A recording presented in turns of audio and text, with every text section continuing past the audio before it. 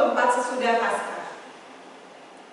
Dalam ibadah ini akan diteguhkan pengurus Pelkat periode 2020 sampai dengan 2022 dan perkenalan komisi periode 2020-2022.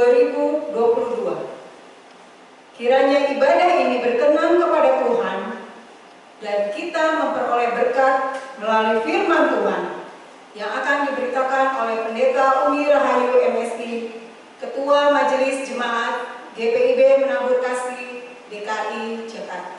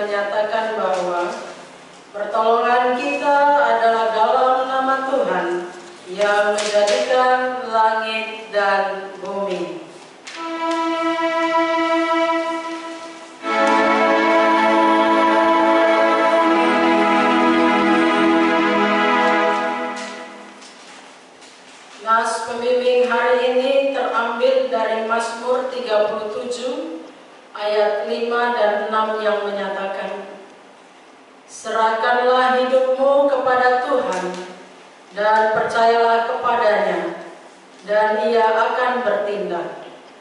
Ia akan memunculkan kebenaranmu seperti terang dan hakmu seperti siang. Kasih karunia, rahmat dan damai sejahtera dari Allah Bapa dan Kristus Yesus Juru Selamat kita menyertai saudara sekalian. Dan menyertai juga.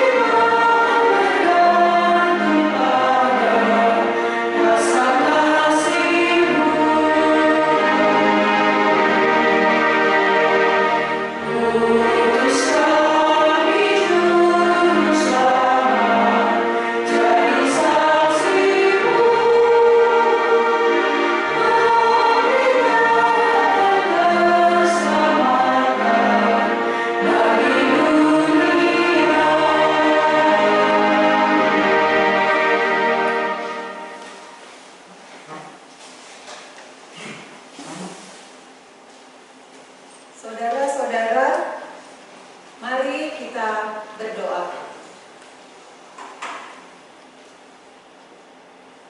Bapa yang Maha Pengasih, dalam tuntunan dan pemeliharaan-Mu lah kami ada sampai hari ini. Kami sungguh bersyukur atas kasih-Mu yang tak pernah surut atas kehidupan kami. Sukacita dan kegembiraan menjadi bagian hidup kami, bahkan derita dan duka cita mewarnai perjalanan hidup. Semuanya pengantar kami untuk memiliki pengharapan yang sungguh kepadamu, bahwa hidup bukanlah sekedar perjalanan waktu, tetapi sebuah refleksi iman. Ampunilah kami karena kami kurang bersyukur dalam hidup ini. Kami menatap jalan kehidupan dengan pemikiran kami sendiri, menjalani kehidupan dengan kekuatan kami sendiri. Akhirnya kami jatuh dan kecewa. Ya Bapa, kami mohon, tolonglah kami dalam perjalanan hidup ini, agar kami mampu memaknai setiap detik langkah hidup kami dalam pengharapan kepadamu. Bersyukur dalam setiap tantangan kehidupan yang dihadapi. Menangis bersama mereka yang menangis, tertawa bersama mereka yang tertawa, bergumul bersama mereka yang memerlukan topangan dan doa. Menceritakan dan membagikan cinta kasih-Mu kepada mereka yang lapar dan haus. Dengarlah perintah kami, Bapa, biarlah semuanya jadi menurut kehendak-Mu, bukan kehendak kami.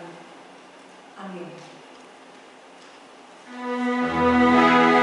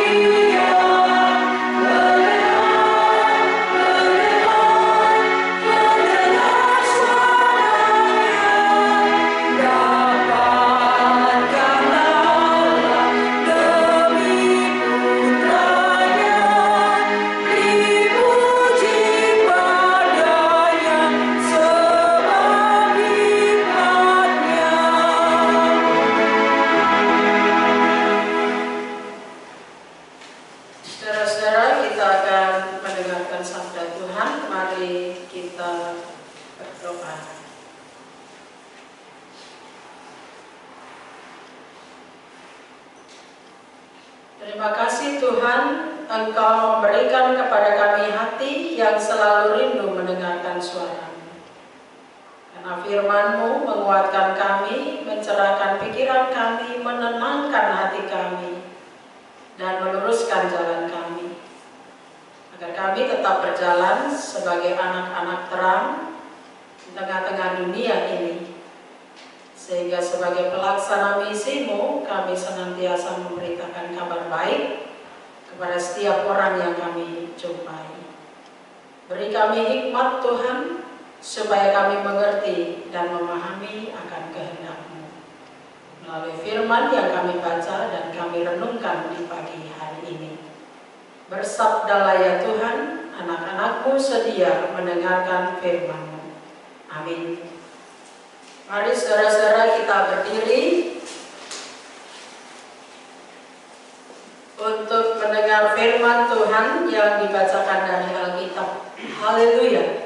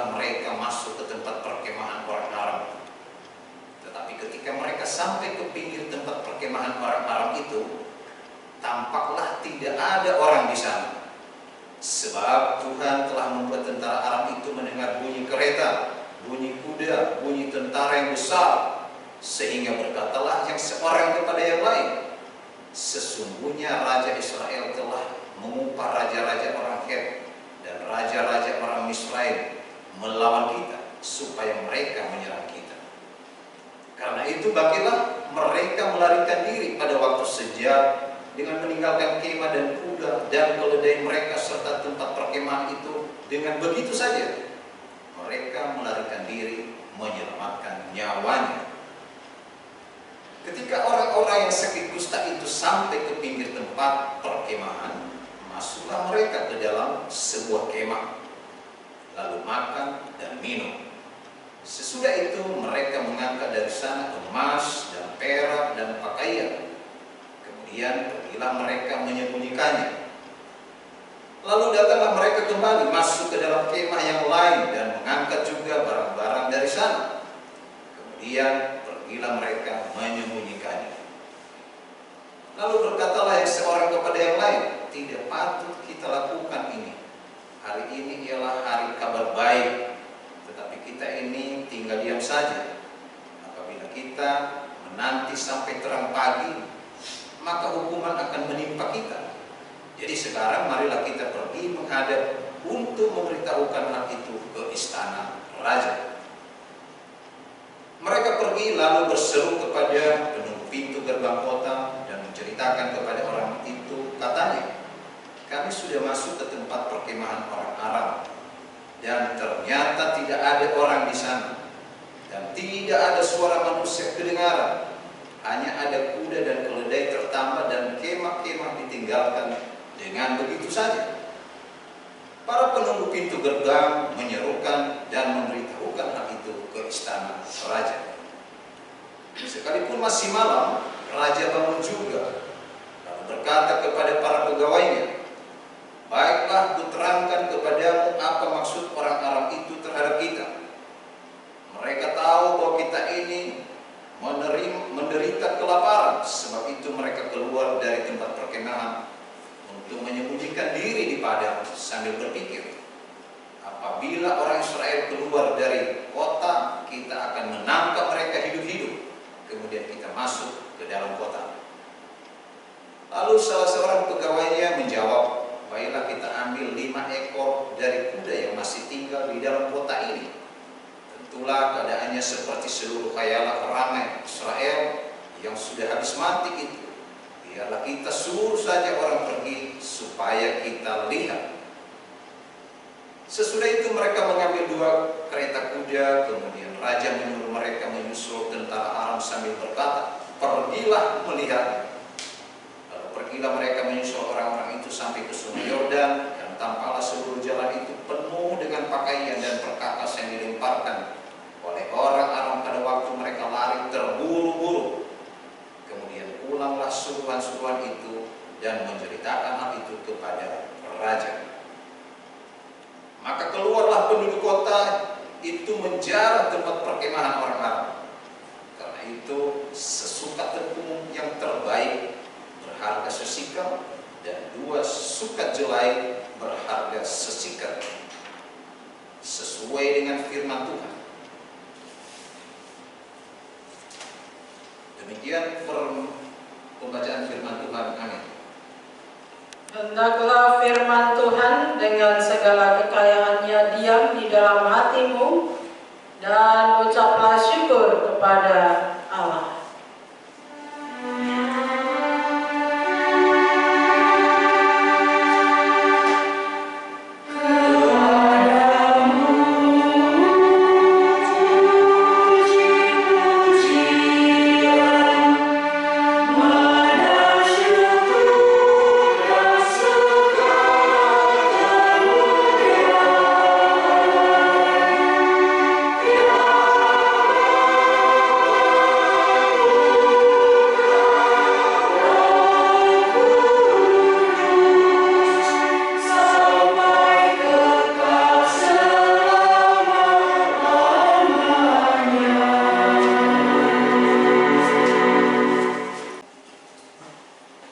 Ya, saudara-saudara yang dikasihi oleh Tuhan Yesus Kristus, 2 Raja-Raja 7 merupakan kisah sejarah Israel Utara di bawah kepemerintahan Raja Yoram. Dan jika kita membaca bacaan kita hari ini, seharusnya kita membaca dari pasal 6 pada ayat yang ke-24 sampai ayat yang ke-33, yang diceritakan bahwa latar belakang dari bacaan kita ini berawal dari sebuah persoalan yang dihadapi oleh orang Samaria pada saat itu, bahwa mereka mengalami penderitaan kelaparan, dan karena kondisi yang mapan, saudara-saudara, sampai seorang ibu, jika kita membaca di dalam pasal 6 ayat 28 sampai 29, dia memasak anaknya sendiri dan memakan anaknya. Jadi boleh dibilang ini sudah ada sikap seorang ibu yang kanibal. Anak sendiri dimasak dan dimakan. Bisa begitu karena apa? Karena rasa lapar yang tidak tertahankan. Itu artinya bahwa pasokan makanan di daerah itu sudah tidak ada lagi. Sehingga bisa saja orang saling membunuh untuk mendapatkan makanan. Dan saudara-saudara, hal inilah yang kemudian membuat Raja Yoram pada ayat 15. Dia datang kepada Elisa dan mengatakan, sesungguhnya malapetaka ini adalah daripada Tuhan. Mengapa aku berharap kepada Tuhan lagi?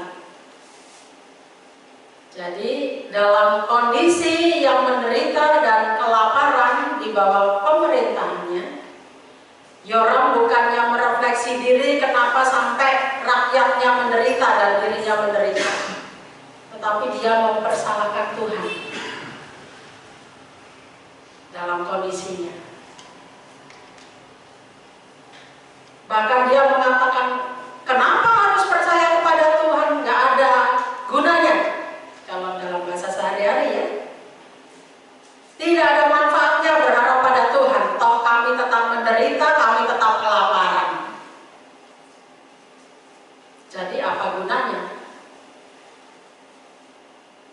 Dia katakan begitu kepada Elisa. Dan dalam keadaan yang lapar, bacaan kita hari ini, saudara-saudara, ketika Elisa mengatakan dan bernubuat, ada waktu di mana Tuhan berkarya dan bekerja,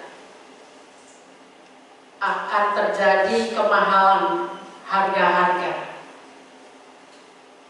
Dan nubuat itu diketawakan oleh ajudan raja.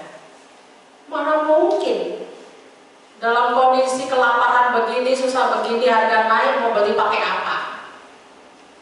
Begitu kan? Uang saja nggak punya untuk makan.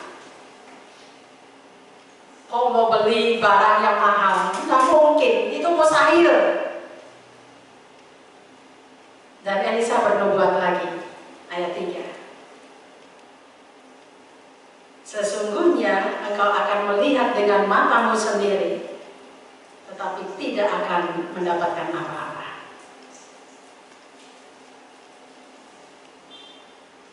Itu akan terjadi, tapi kamu hanya bisa melihat dan tidak menikmati berkat itu. Ini sebuah penegasan. Dan yang menyampaikan adalah abdi Tuhan, seorang nabi yang punya kepekaan mendengarkan firman Tuhan. Dan Raja-Raja pasal 7 ini menceritakan ada 4 orang sakit kusta, mereka tidak boleh bergaul dengan orang-orang.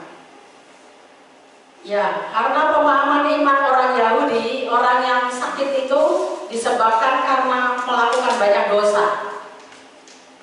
Jadi karena melakukan banyak dosa, mereka dikutuk Tuhan, dan orang yang dikutuk Tuhan tergolong orang-orang yang najis. Karena itu orang yang najis nggak boleh bergaul dengan orang-orang yang tidak najis. Kalau mereka bergaul dengan orang-orang yang najis, mereka jadi najis. Jadi yang najis harus minggir, pergi. Singkirkan, tidak boleh bergaul dengan kami. Jauh-jauh dari kami. Ini sebuah hukuman sosial yang sangat berat bagi keempat orang sakit kusta ini. Karena mereka tidak boleh bergaul, bersosialisasi dengan orang lain. Tapi juga mereka mengalami penderitaan yang sama dengan orang-orang yang ada di dalam kota, kelaparan. Sebuah dialog di antara mereka yang menolong kita untuk merefleksi kembali kehidupan beriman kita ketika kita lihat dialog mereka ini. Dialog yang pertama mereka katakan begini, kalau kita terus di sini, kita mati. Tapi kalau kita pergi ke kota kita juga mati karena nggak ada makanan di sana. Satu-satunya jalan adalah pergi ke tempat orang Aram itu dan kita melakukan sesuatu, dalam tanda kutip mungkin mencuri dan sebagainya. Ya. Satu-satunya jalan. Mari kita pergi ke sana meskipun kita akan mati.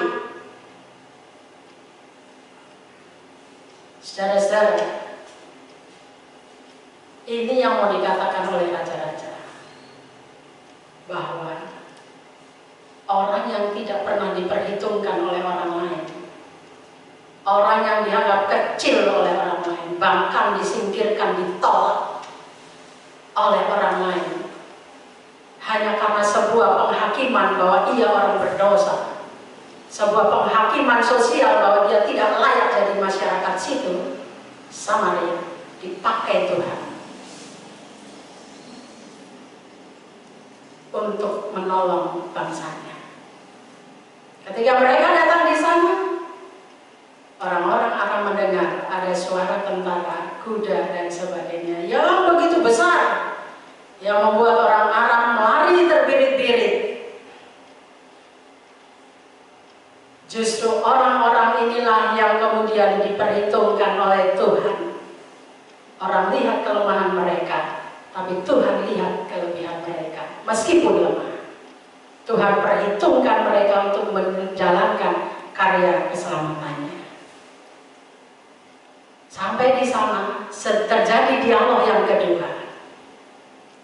Ketika mereka melihat semuanya serba ada, pakaian, makanan, mereka bisa nikmati semua dalam kelimpahan itu.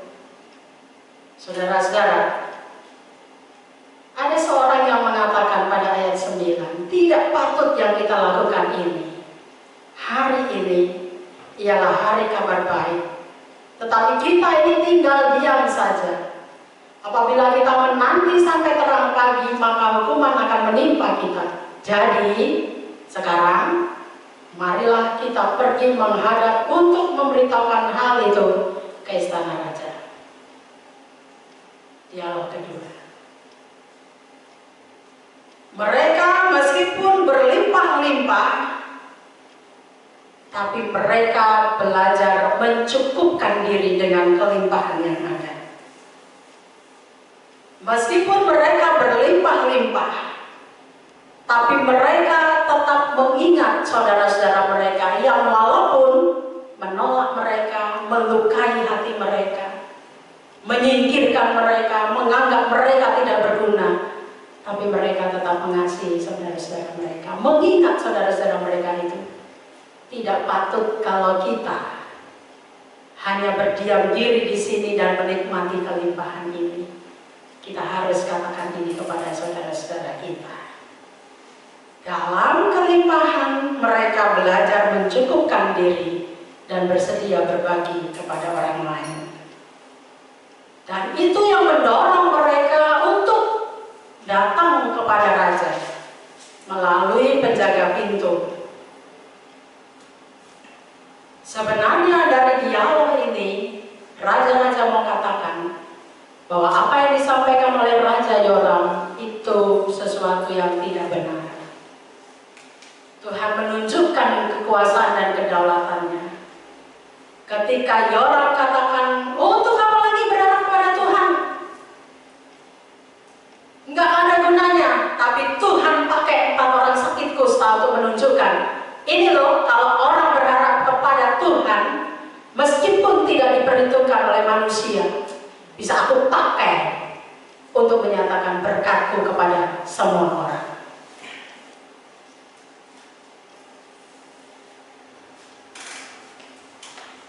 Dan saudara-saudara yang dikasihi Tuhan Yesus Kristus, hasilnya apa? Hasilnya kalau Bapak Ibu lihat, terus baca sampai selesai pasal ini. Apa yang dinubuatkan oleh Elisa terjadi atas Yoram dan ajudan perwira itu, perwira ajudan raja itu. Mereka hanya melihat adanya kelimpahan makanan, pakaian dan segala sesuatu yang ada di Aram, tapi mereka tidak menikmati berkat itu.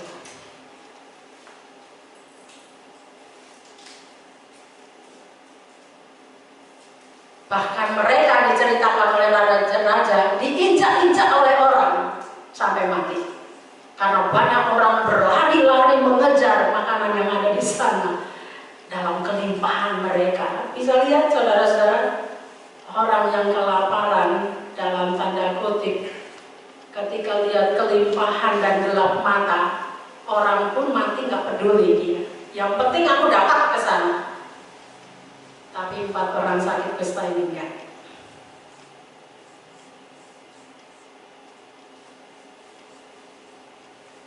Lalu apa yang bisa kita pelajari dari firman Tuhan? Sekarang ini banyak orang punya kelaparan. Tapi kelaparan, kalau untuk kelaparan makan, itu biasa. Tapi karena kadang-kadang kelaparan makan juga orang bisa bunuh orang. Falsafah Jawa katakan mau sugih mati keluwen. Orang kaya mati karena kelaparan. Itu falsafah Jawa. Kan aneh ya Bapak Ibu.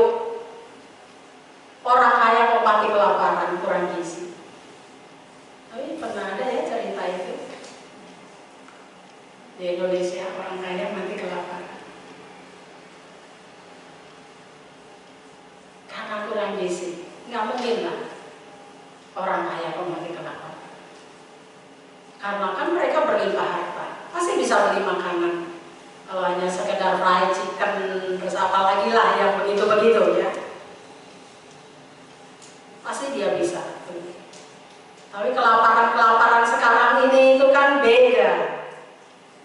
Kelaparan moral. Orang nggak peduli lagi dengan keadaan di sekitar. Nggak ada rasa kepekaan, mati rasa.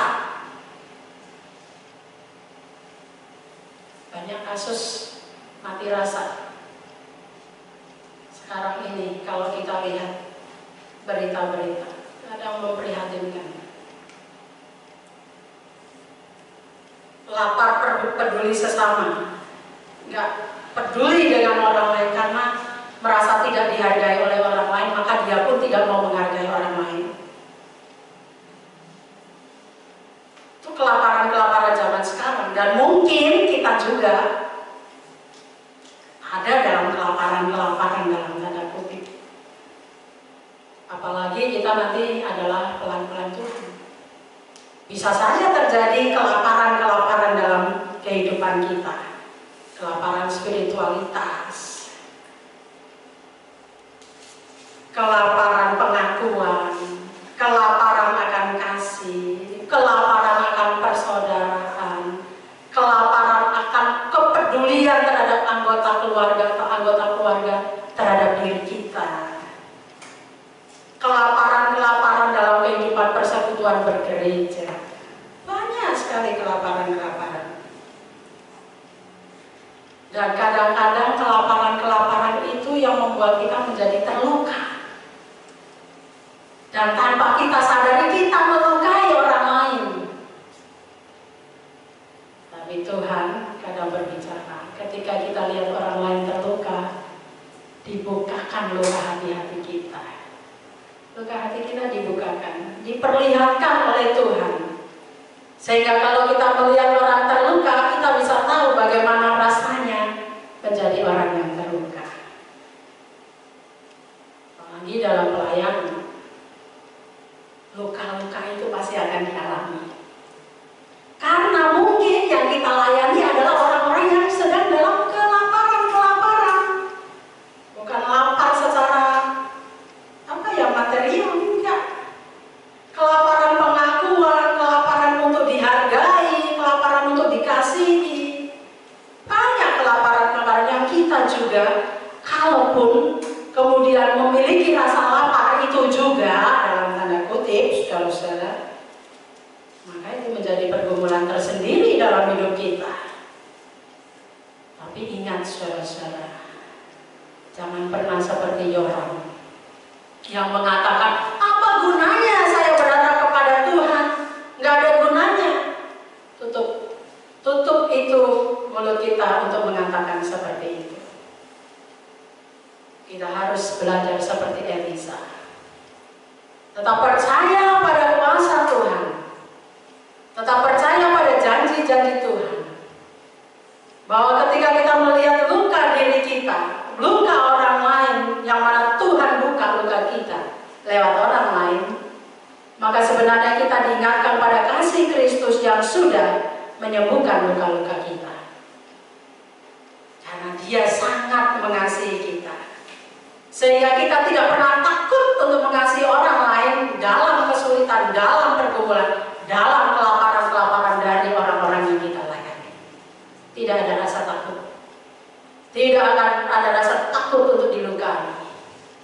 Karena sudah memahami diri, sudah selesai dengan dirinya, sudah meyakini bahwa Tuhan mengasihi.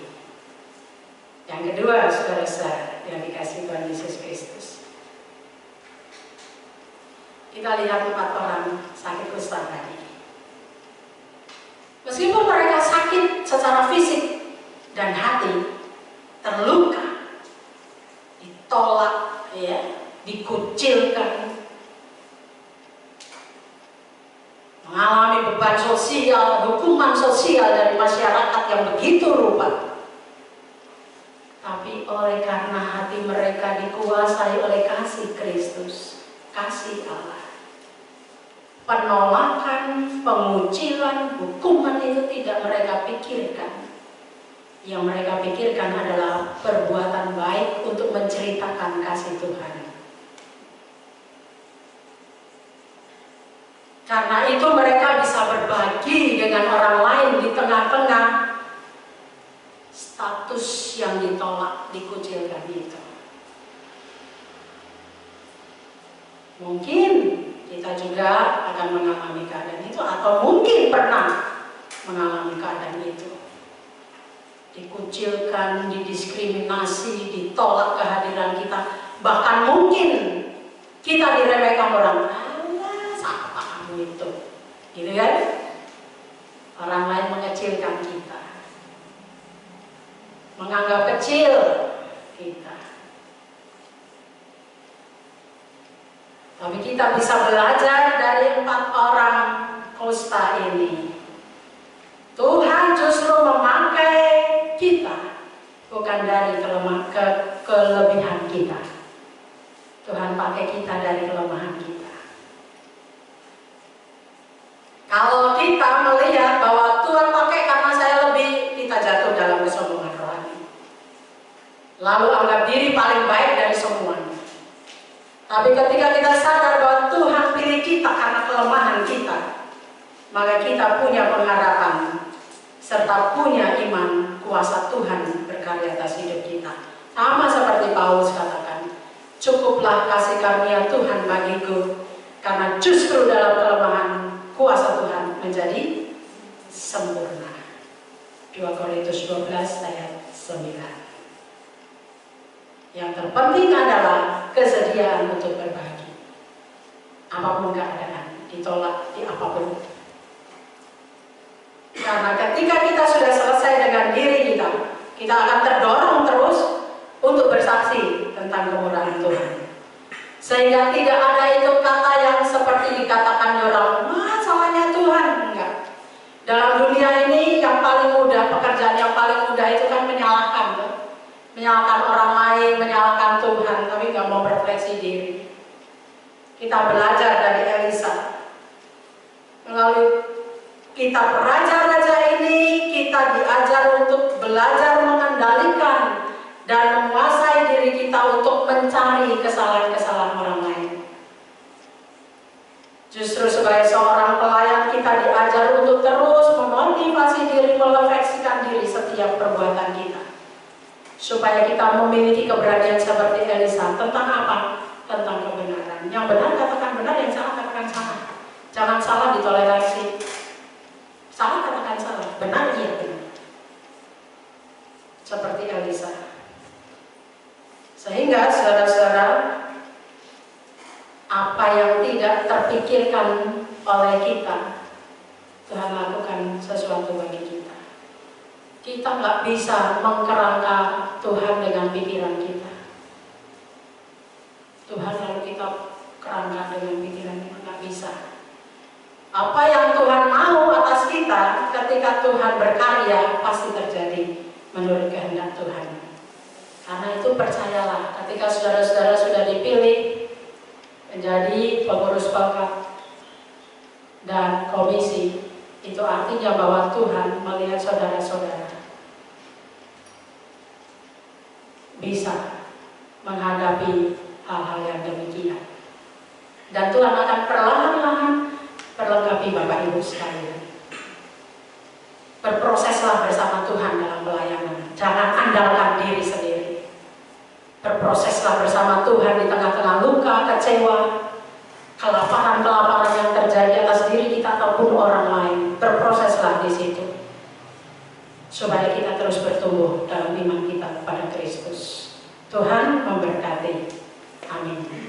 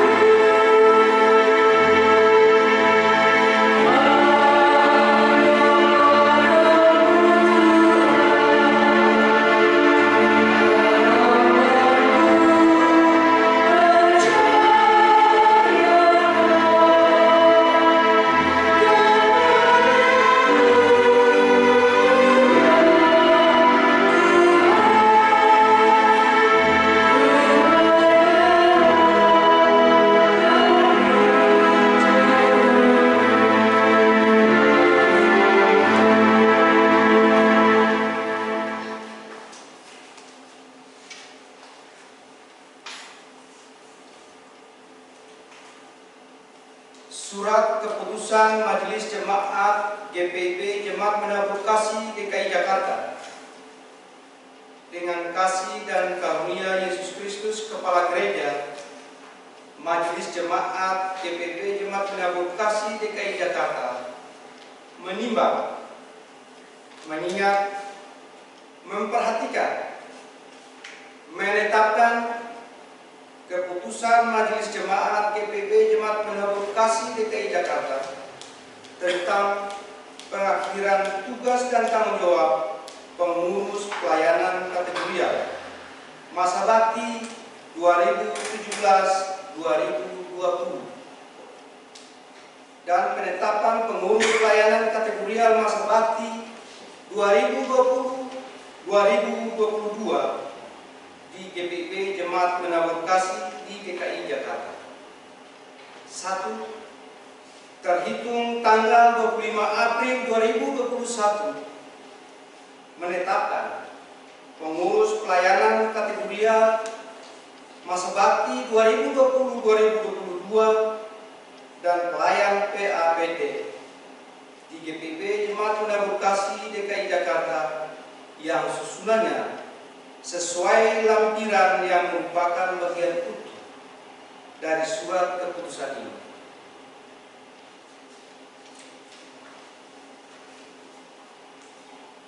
Masa tugas pengurus pelayanan kategorial GPB Jemaat Menabur Kasih DKI Jakarta selama 2 tahun terhitung mulai tanggal 6 Desember 2020 sampai dengan 6 Desember 2022.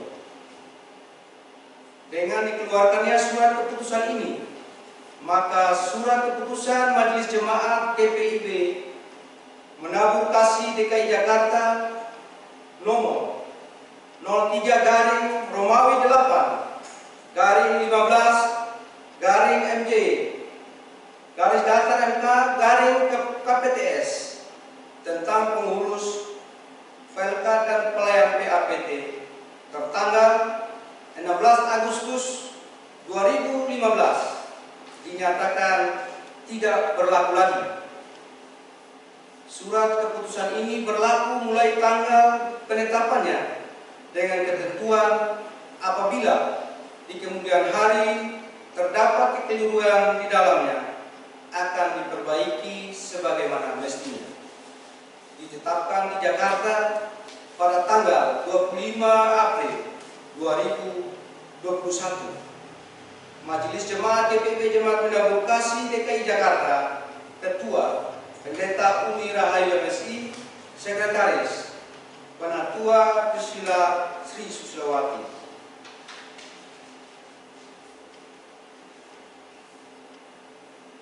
Pengurus pelayanan kategorial periode kerja 2020-2022. Pelayanan kategorial Persekutuan Kaum Bapa atau Pelkat PKB. Ketua Jenuel Tupa. Pelayanan kategorial Persekutuan Kaum Lanjut Usia atau Pelkat PKLU. Ketua Yohana Waas Tali Tupa. Majelis Jemaat GPB Jemaat Menabur Kasih DKI Jakarta, Ketua Pendeta Umi Rahayu MSI, Sekretaris Penatua Priscilla Sri Susilawati.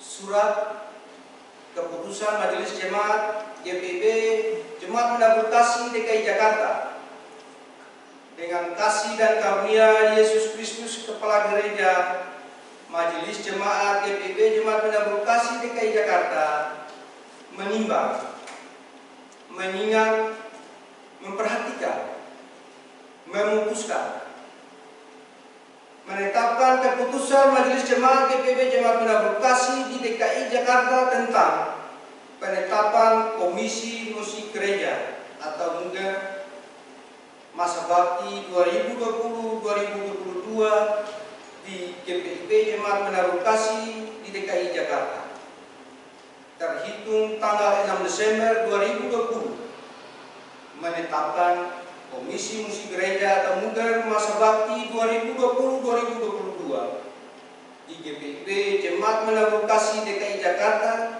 yang susunannya sebagai berikut. Foni Syatau Syahaya, Delviana Salipi Parayo,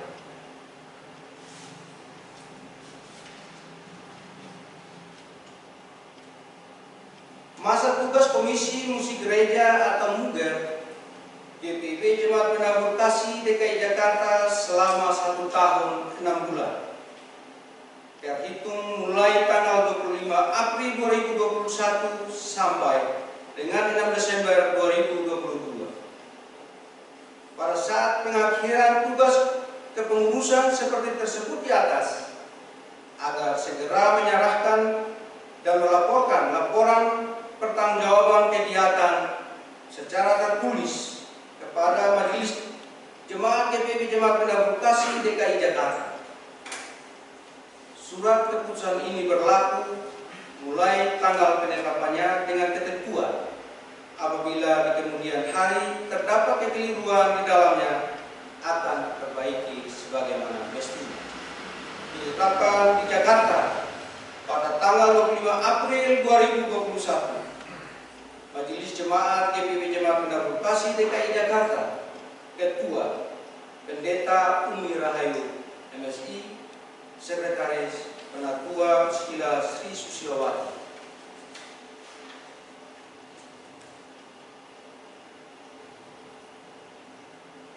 Surat keputusan Majelis Jemaat GPIB Jemaat Penabuh Kasih DKI Jakarta.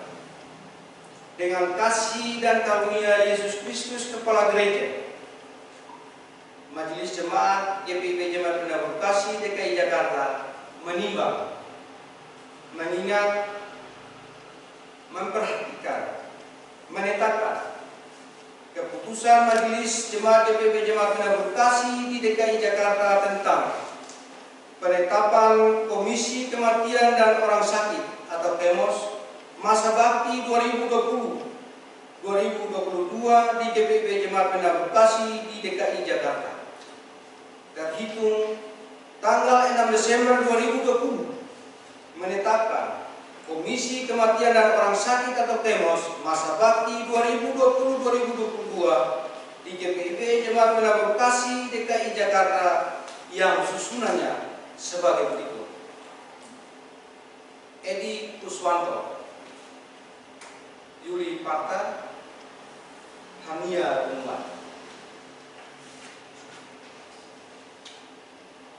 Masa tugas Komisi Kematian dan Orang Sakit GPIB Jemaat Penabuh Kasih DKI Jakarta selama 1 tahun 6 bulan. Terhitung mulai tanggal 25 April 2021 sampai dengan 6 Desember 2022. Pada saat pengakhiran tugas kepengurusan seperti tersebut di atas, agar segera menyerahkan dan melaporkan laporan pertanggungjawaban kegiatan secara tertulis kepada Majelis Jemaat GPIB Jemaat Penabuh Kasih DKI Jakarta. Surat keputusan ini berlaku mulai tanggal penetapannya dengan ketentuan apabila di kemudian hari terdapat kekeliruan di dalamnya akan diperbaiki sebagaimana mestinya. Ditetapkan di Jakarta pada tanggal 25 April 2021, Majelis Jemaat GPIB Jemaat Penabuh Kasih DKI Jakarta, Ketua Pendeta Umi Rahayu MSI, Sekretaris Penatua Sila Sri Susilowati.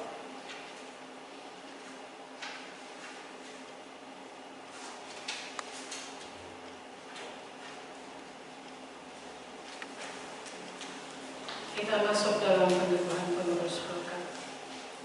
Saudara-saudara jemaat Tuhan Yesus Kristus, sekarang kita akan melangsungkan peneguhan saudara-saudara ini sebagai pengurus pelkat dan memperkenalkan komisi. Dengarlah penjelasan singkat akan tugas dan panggilan pengutusan gereja. Pertama, tentang gereja dan misinya. Bahwa sejak semula Allah menunjukkan rahmat-Nya kepada bangsa-bangsa lain dengan memilih dan menguduskan suatu jemaat dari antara mereka bagi namanya untuk memberitakan perbuatan-perbuatan yang besar dari Dia. Dan Ia kehendaki agar jemaatnya itu diperlengkapi bagi pekerjaan pelayanan dan bagi pembangunan tubuh Kristus. 2. Tentang pelayanan kategorial. Dalam melayani dan membangun tubuh Kristus, seluruh unsur jemaat turut mengambil bagian secara bersama. Namun demikian tidak semuanya mempunyai tugas yang sama, karena masing-masing adalah anggota dengan karunia-Nya sendiri. Karunia yang diberikan oleh Allah kepada tiap-tiap orang secara khusus menurut kehendak-Nya. Pelayanan kategorial, pelayanan anak PA, persekutuan teruna PT, gerakan pemuda GP, persekutuan kaum perempuan PKP, persekutuan kaum bapak PKB, dan persekutuan kaum lansia PKLU. Adalah wadah pembinaan dan pelayanan sekaligus sebagai wadah penyaluran karunia-karunia tersebut. Tentang pengurus pelayanan kategorial. Pengurus pelayanan kategorial dipilih untuk membina anggota agar dapat menyadari dan menggunakan karunia-karunia yang ada padanya untuk pelayanan demi kemuliaan Allah di dalam Kristus.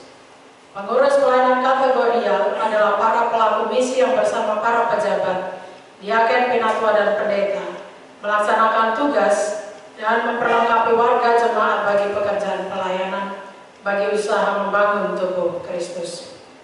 Pengurus pelayanan kategorial harus melaksanakan tugas pembinaan dan pelayanannya dengan rajin dan penuh keikhlasan. Rasul Paulus berkata, siapa yang memberi pimpinan hendaklah ia melakukan dengan rajin. Saudara-saudara yang telah dipilih sebagai pengurus Pelkat, dengarlah amanat Tuhan Yesus sebagai berikut.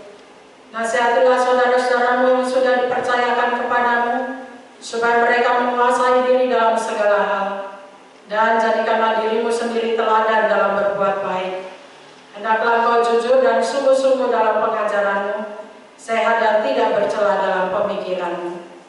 Hendaklah hidupmu berpadanan dengan Injil Kristus, teguh berdiri dalam satu roh, sehati sejiwa, berjuang untuk iman yang timbul dari berita Injil.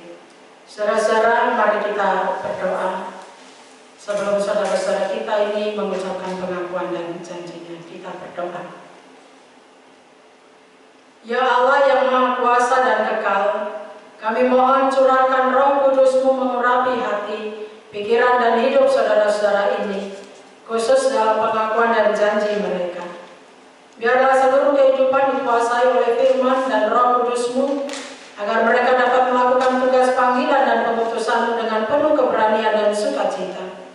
Biarlah oleh pelayanan mereka jemaat-Mu dapat dibina dan dilengkapi bagi pembangunan tubuh Kristus. Amin.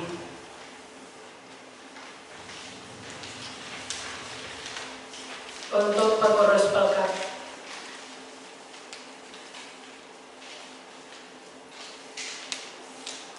saudara dipersilakan menjawab pertanyaan dan mengucapkan janji. Pertanyaan yang pertama, apakah saudara percaya bahwa Yesus melalui gerejanya telah memanggil dan memilih saudara-saudara untuk pekerjaan pelayanan ini?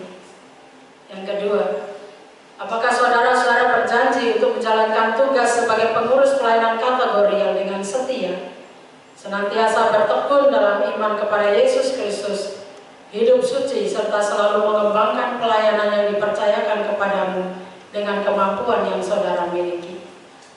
Ketiga, apakah saudara bersedia membina, mengajar, dan memperlengkapi orang-orang percaya untuk pekerjaan pelayanan dan bagi pembangunan tubuh Kristus dalam ketaatan kepada kehendak Tuhan Yesus Kristus dan peraturan gereja, serta bersedia ditegur dan dikenai disiplin gereja jika saudara lalai dan berbuat salah?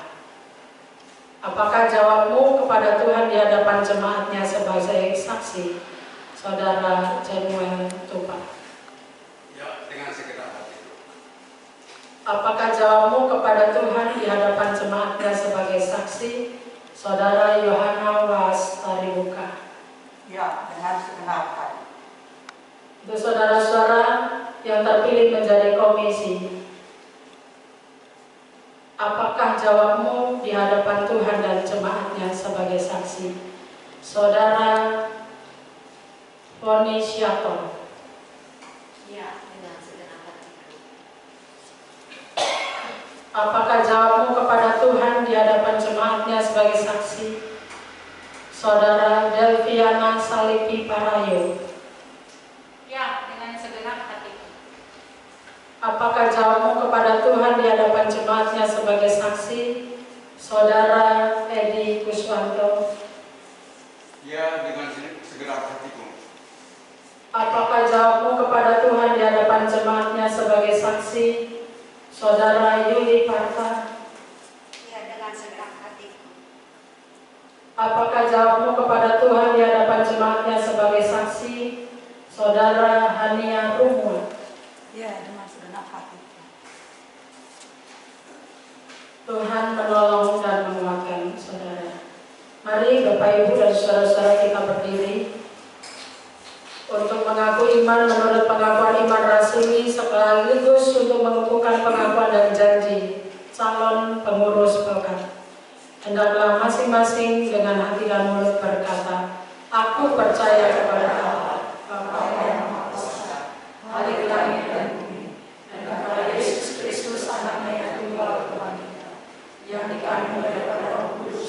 lahir dari anak Maria, yang menderita di bawah pemerintahan Pontius Pilatus, disalibkan, mati dan dikuburkan, turun ke dalam kerajaan maut.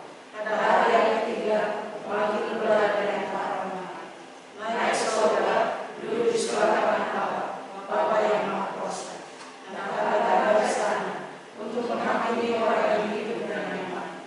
Aku percaya pada Roh Kudus, gereja yang kudus dan am, persekutuan orang kudus, pengampunan dosa, kebangkitan daging, dan hidup yang kekal. Bapak Ibu dipersilakan duduk, komisi dan berkas tetap berdiri.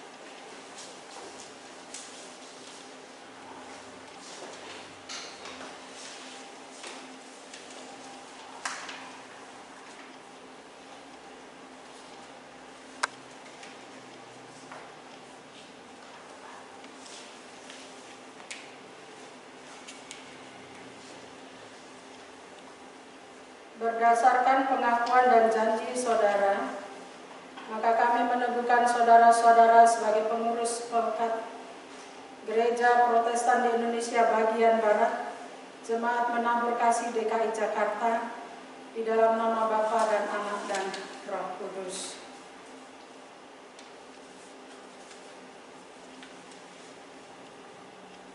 Hiduplah seturut panggilan dan pengutusanmu, laksanakanlah tugas pelayananmu dengan setia dan terimalah berkat Tuhan. Allah Bapa Maha Kuasa yang telah memanggil dan memilih kamu di dalam Yesus Kristus, kiranya memperlengkapi kamu dengan kasih karunia dan kuasa Roh Kudus untuk melakukan kehendak-Nya dan mengerjakan di dalam kamu segala yang baik dan berkenan kepadanya oleh Yesus Kristus. Bagi Dialah kemuliaan sampai selama-lamanya.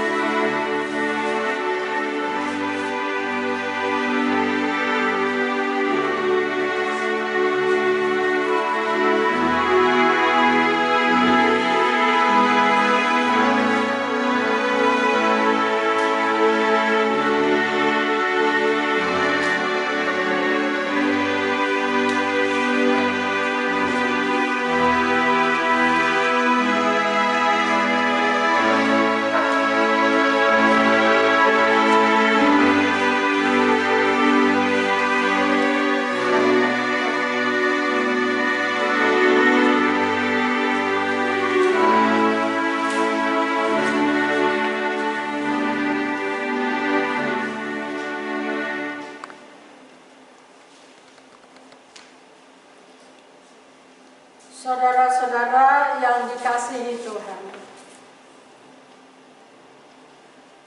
sambutlah pengurus Pelkat dan komisi ini dengan sukacita.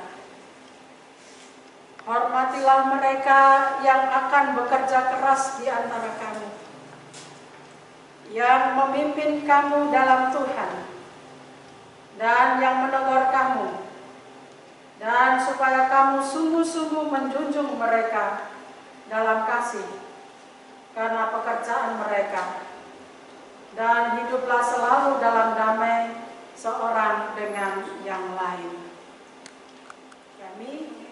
menyambut dan mendukung pelayanan mereka.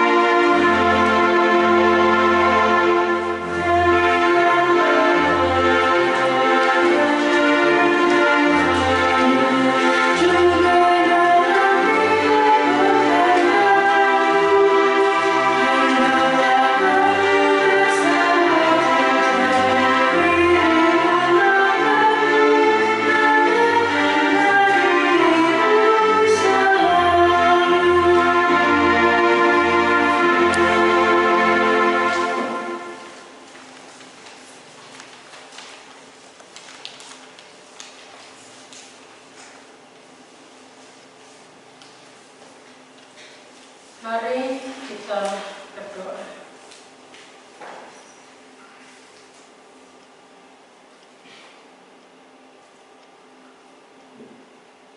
Terima kasih Tuhan bahwa Engkau telah bersama-sama kami berproses untuk mempersiapkan para pengurus Pelkat dan mempersiapkan komisi-komisi untuk pekerjaan Tuhan di jemaat Tuhan.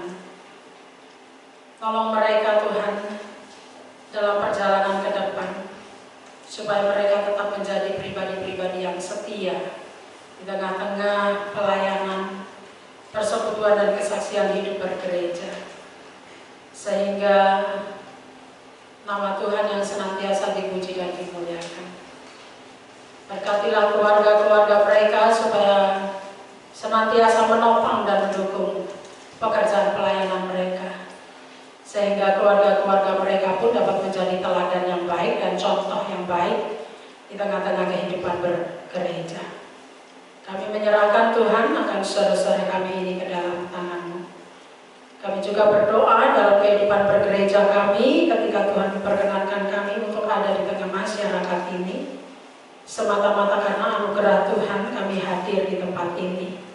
Oleh sebab itu Tuhan berkati kami semua para pelayan Tuhan, supaya kami tetap setia menjaga kehidupan kami dan memelihara serta senantiasa belajar untuk bertanggung jawab terhadap tugas yang Tuhan percayakan kepada kami.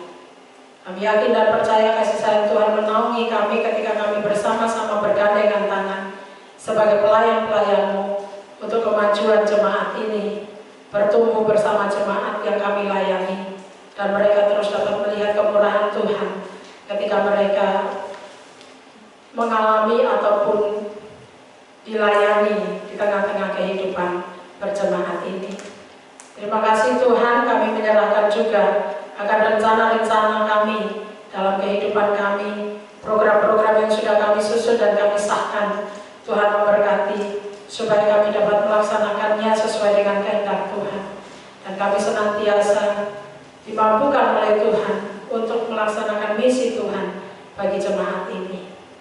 Tuhan, kami juga berdoa untuk setiap jemaat Tuhan mengalami kondisi dalam pergumulan, dalam kondisi kesehatan yang terganggu, dalam kondisi di mana mereka sedang berjuang menghadapi hidup ini. Tuhan topang dan tolong mereka, agar mereka senantiasa merasakan kehadiran Tuhan, dan mereka tetap meyakini akan kasih Tuhan di dalam hidup mereka. Kami juga berdoa untuk setiap saudara-saudara kami yang berhasil, yang berulang tahun di minggu ini. Tuhan berkati mereka. Dalam sukacita mereka, mereka tetap merasakan dan melihat bahwa anugerah Tuhan berlaku atas mereka sehingga mereka dapat merasakan sukacita. Kami juga berdoa untuk saudara-saudara kami yang mengalami bencana, saudara kami yang ada di NTT. Tuhan topang dan tolong mereka dalam keberadaan mereka saat ini. Ketika ketika mereka mengalami kondisi menderita. Berilah kepada kami Tuhan hati yang sedia untuk peduli terhadap keberadaan sesama kami. Karena dengan cara demikian kami sebenarnya sedang menyaksikan kemurahan Tuhan dan menyatakan kasih Tuhan kepada saudara-saudara kami. Tuhan, kami menyerahkan akan kehidupan bangsa dan negara kami ke dalam tangan Tuhan. Ketika banyak sekali pergumulan dalam kehidupan politik sosial maupun dalam kehidupan perekonomian, Tuhan tolong para pimpinan bangsa kami agar mereka diberi hikmat sehingga mereka dapat mengambil keputusan yang terbaik untuk kesejahteraan masyarakat, ketahanan negara ini. Karena kami yakin dan percaya negara ini ada karena anugerah dan rahmat Tuhan. Oleh sebab itu kami yakin pun Tuhan tidak akan pernah meninggalkan kami sebagai bangsa dan negara. Kami serahkan akan kehidupan para pimpinan bangsa kami ke dalam tangan Tuhan. Tuhan memberkati. Ya Tuhan, dalam pengasihan-Mu kami mohon. Peliharalah kami dalam Yesus Kristus Tuhan kami yang telah mengajar kami berdoa. Bapa kami yang di sorga, dikuduskanlah nama-Mu. Datanglah kerajaan-Mu, jadilah kehendak-Mu di bumi seperti di sorga. Berikanlah kami pada hari ini makanan kami yang secukupnya. Dan ampunilah kami akan kesalahan kami, seperti kami juga mengampuni orang bersalah kepada kami. Dan janganlah membawa kami ke dalam pencobaan, tapi lepaskanlah kami daripada yang jahat.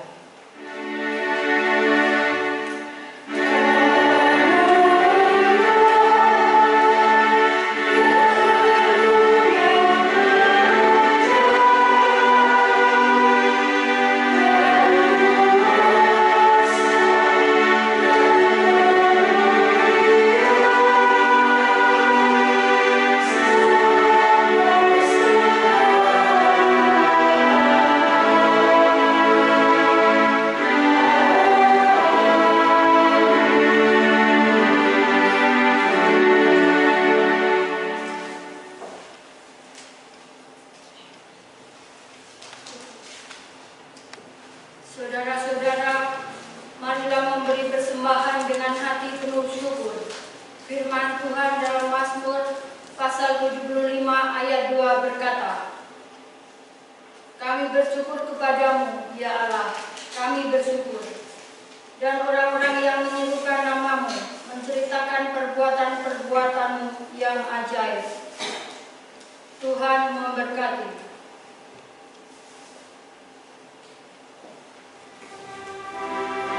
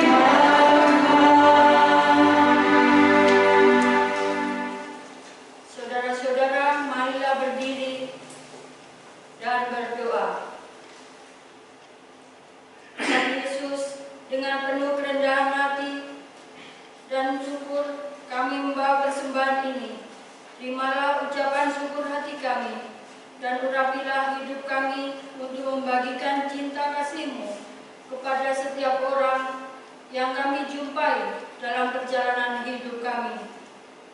Amin. Tetap berdiri.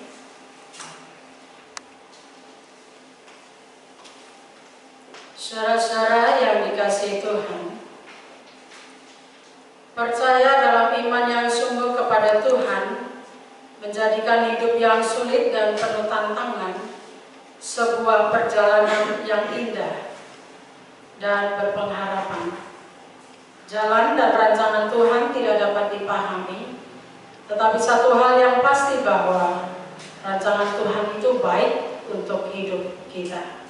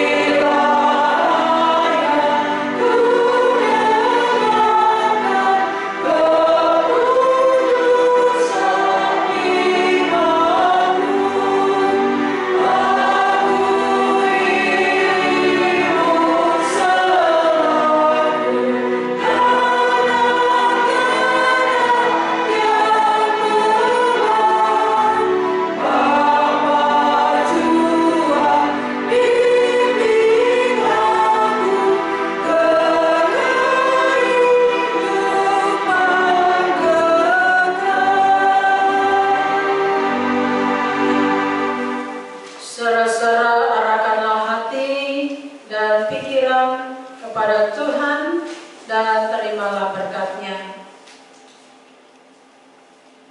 Tuhan memberkati engkau dan melindungi engkau. Tuhan menyinari engkau dengan wajah-Nya dan memberi engkau kasih karunia.